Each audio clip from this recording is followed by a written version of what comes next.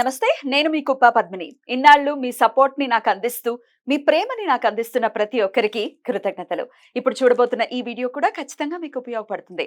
Like, share and subscribe చేసి మీ ఇష్టాన్ని అలాగే మీ సపోర్ట్ ని నాకు అందించండి. అలాగే ఈ వీడియో పట్ల మీ అభిప్రాయాన్ని కమెంట్ సెక్షన్ లో కమెంట్ చేసి నాకు తెలియజేయండి.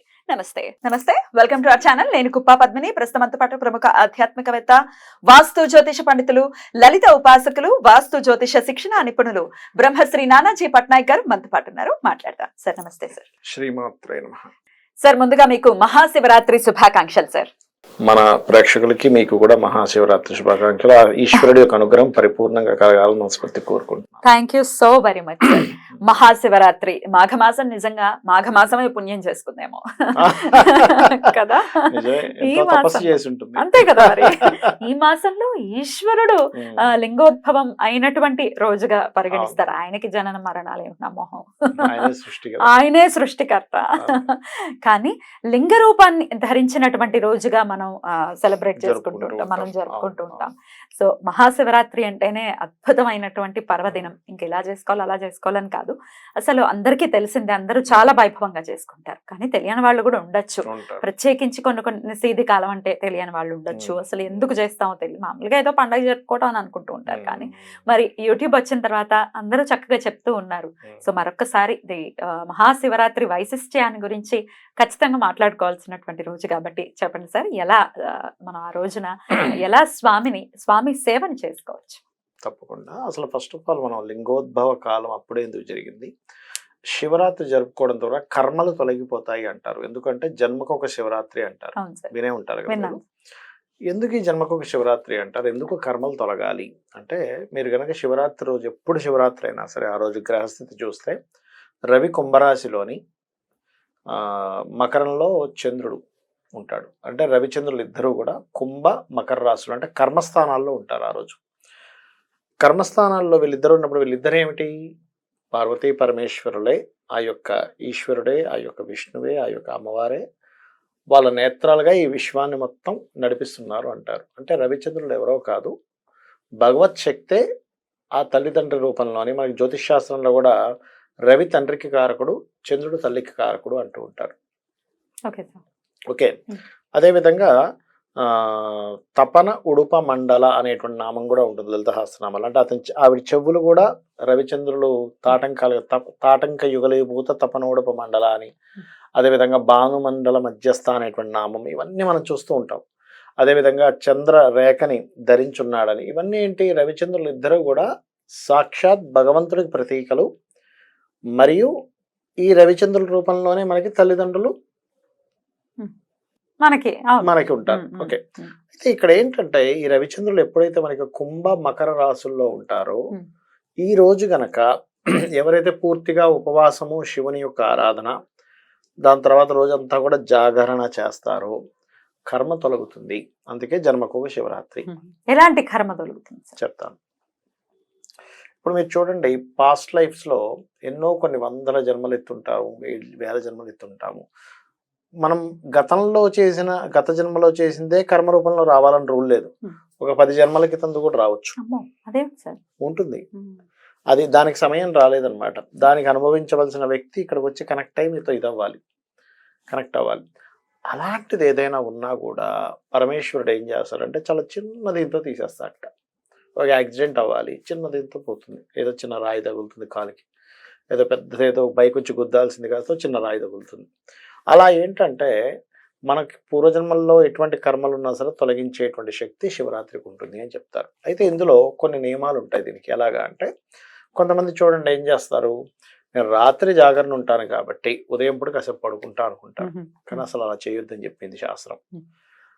అదేవిధంగా పార్థివలింగము అభిషేకం చేయడం చాలా గొప్ప విశేషమైనటువంటి ఫలితాన్ని ఇస్తుంది అని చెప్తుంది. ఆ పార్థివలింగాన్ని అభిషేకం చేసిన తర్వాత రోజు దాన్ని నిమజ్జనం చేసినట్టు చేసేస్తారు. మీరు ఎలా అయితే వినాయకుడిని చేస్తారో అలా. ఆ నీటిని గనక మీకు ఇంట్లో మొక్కలు ఉన్నట్లయితే, ఆ మట్టిని ఆ నీటిని గనక మొక్కల్లో వేస్తే ఇంట్లో ఉండే వాస్తు దోషాలు పోతాయని చెప్తుంది శాస్త్రం.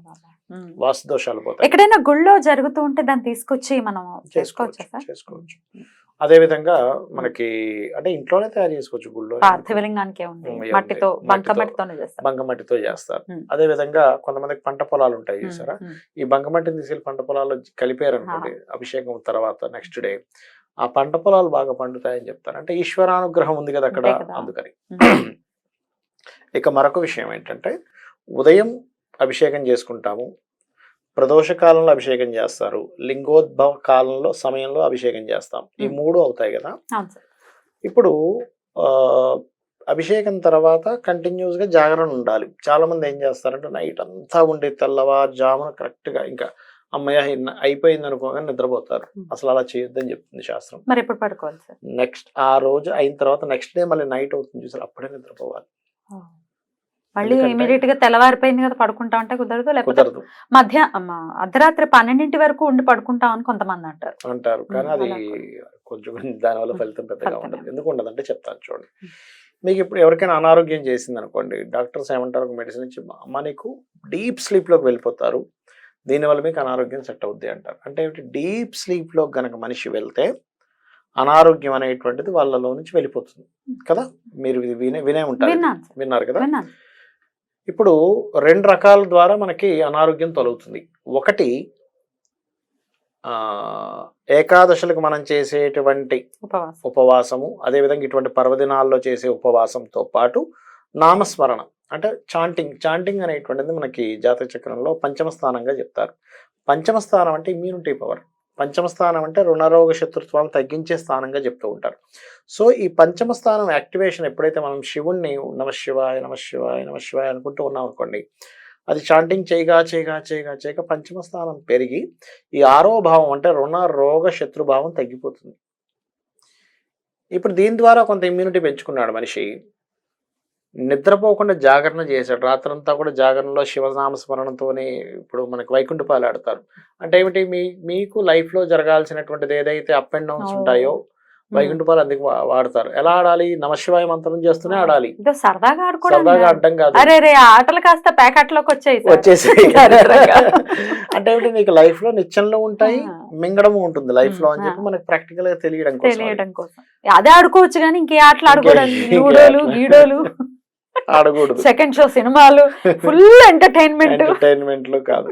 అయితే ఈ రాత్రంతా జాగరణ నుండి నెక్స్ట్ డే మార్నింగ్ నిద్రపోకుండా అలాగే ఆపుకొని మళ్ళీ నెక్స్ట్ డే మనం పూజాది కార్యక్రమాలు ముగించుకొని రాత్రికి నిద్రపోతే ఎంత మొత్తం నిద్ర వస్తుందంటే అసలు అంత డీప్ స్లీప్ లోకి వెళ్ళిపోయేసరికి మీకు ఉన్న లోపల ఏదైనా అనారోగ్యం ఉంటే తొలగిపోతుంది. అందుకని ఈ పద్ధతి తీసుకొచ్చారు. అంటే లైఫ్ లో ఒక్కసారైనా సరే ఈ ప్రక్రియ పాటించాలి బాడీ.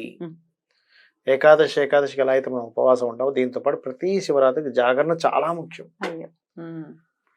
మరి మర్నాడు ఆఫీసులు ఉన్నాయండి, ఇంకేవో సాఫ్ట్వేర్ వాళ్ళకైతే ఈసారి కాస్త బెటర్ గానే వస్తుంది, ఎందుకంటే శుక్రవారం పడింది, శనివారం ఎలాగో హాలిడే కాబట్టి పర్వాలేదు.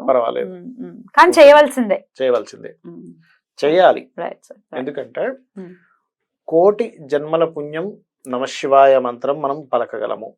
ఇది శాస్త్రంలో శివపురాణంలో ఉన్న విషయం నేను చెప్తుంది కదా. కోటి జన్మల పుణ్యం ఉంటేనే నమశివాయ అనగలమట. కొంతమంది అంటుంటారు చూసారు, దేవుడు లేడు, ఏమిటి మీరు మూఢంగా ఉన్నారని. నాకేమనిపిస్తుంది అంటే అయ్యో పాపం వాడికి పుణ్యం లేదు, అందుకే అలా అంటారు. పుణ్యం లేదు కాబట్టి దేవుడు లేడు దేవుడు లేడు అన్న మాటలోనే దేవుడు ఆ వర్డ్ ఉంది. పుణ్యం లేదు కాబట్టి లేడనే ఫీలింగ్ లో ఉన్నాడు. అందుకని జాలేస్తుంటది, అయ్యో పుణ్యం ఉండుంటే పాపం దేవుడు ఉన్నాడని నమ్మేవాడు కదా. ఎప్పటికోప్పటికి వాళ్ళకి పుణ్యం రావాలని మనం ప్రార్థించాలి. అయితే ఈ రకంగా చేయడం వల్ల ఏమవుతుందంటే మనకి ఏదైనా ఇప్పుడు మనం ఒక పని అవ్వాలనుకోండి, పూర్వజన్మ పాపం అడ్డుపడుతూ ఉంటుంది. ఆ పాపం అనేటువంటిది తీసేస్తేనే గానీ మనం చేసే పని ప్రయత్నానికి ఫలితం ఉండదు. కాబట్టి ఇది పాటించాలి. ఈ విధంగా చేసుకోవాలి. అద్భుతం సార్, అద్భుతం. సో ఖచ్చితంగా స్వామి అభిషేకాది మనం ఏ గుళ్ళో అయినా చక్కగా జరుగుతూనే ఉంటుంది. అయితే నిషేధి కాలంలో అంటే అర్ధరాత్రి సుమారు 12 గంటల 2 నిమిషాల నుంచి లింగోద్భవ కాలం అని అంటారు. ఆ సమయంలో శివపార్వతులు మమేకమైనటువంటి సమయంగా చెప్తూ ఉంటారు. ఆ సమయంలో మమేకం అవటం ఏంటి, ఆ సమయంలో అభిషేకం చేయటం ఏంటి, దీని అంతరార్థం ఏంటి సార్? ఇప్పుడు శివపార్వతులు ప్రత్యేకంగా మమేకం అవడం కాదు, శివపార్వతులు ఒకటే. ఇంకా మీకు వినే ఉంటారు, ప్రదోష కాలంలో కూడా శివపార్వతులు తిరుగుతూ ఉంటారు గణాలతో. దోషము అంటే చీకటి అని అర్థం సంస్కృతంలో. ఉమ్. ప్రదోషం అంటే చీకటికి ముందు ముందు. ప్రదోషము. సాయంత్ర సమయంలో శివపార్వతులు గణాలతో తిరుగుతూ ఉంటారని, అదేవిధంగా తదాసు దేవతలు కూడా తిరుగుతూ ఉంటారు అంటూ ఉంటారు. అందుకే సాయంత్రం పూట మీరు ఏది కూడా మంగళకరమైన మాటలే మాట్లాడాలి, అమంగళకరమైన మాట మాట్లాడకూడదు అంటూ ఉంటారు.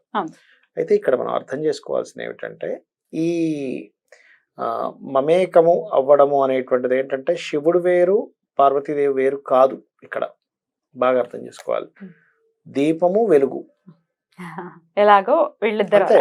దీపం లేకుండా వెలుగు ఉండదు, వెలుగు లేని దీపం ఉండదు. అంతేగాని ప్రత్యేకంగా మనం మమేకం అవడం కాదు, మనం అలా ఫీల్ అయి చేసుకుంటున్నాం. అలా చేసుకోవడం ద్వారా మనం తరించడానికి, అంతేగాని మరొకటేం కాదు. అయితే ఆయన లింగోద్భవం రూపాన్ని తీసుకున్నటువంటి, అంటే లింగ రూపాన్ని తీసుకున్నటువంటి రోజుగా మహాశివరాత్రి జరుపుకుంటాము. కళ్యాణం కూడా చేస్తారు శివపార్వతులకి. అది లోక కళ్యాణార్థం చేసేటటువంటి క్రతువు కూడా. అయితే లింగ రూపం తీసుకోవటం ఏమిటి ఈశ్వరుడు అంటే? దానికి చెప్తాను. మనకు చూడండి, మనం ఒక సర్కిల్ గీసాను అనుకోండి ఉదాహరణకి. ఈ సర్కిల్లో ఇదంతా ఉంది, ఈ ఏరియాకు ఒక సర్కిల్ గీసాం, ఈ ఏరియాలో ఒక సర్కిల్లో ఇదంతా ఉంది. విశ్వం మొత్తం సర్కిల్ గా తీసుకుంటే ఎలా ఉంటుందంటే ఒక అండాకారంలో ఉంటుందట. లింగం కూడా మీరు గమనించండి, గుండ్రంగా ఉంటుంది ఇలా.